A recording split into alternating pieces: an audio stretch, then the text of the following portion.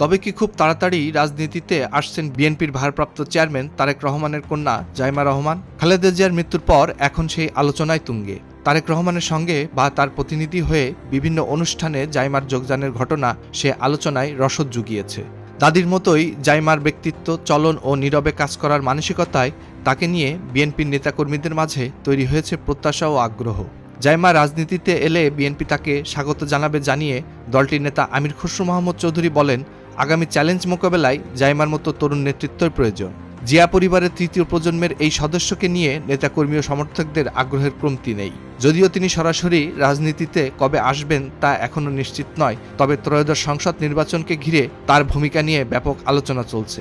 ধারণা করা হচ্ছে খুব দ্রুতই সক্রিয় অবস্থায় বিএনপির রাজনীতিতে দেখা যাবে জাইমা রহমানকে।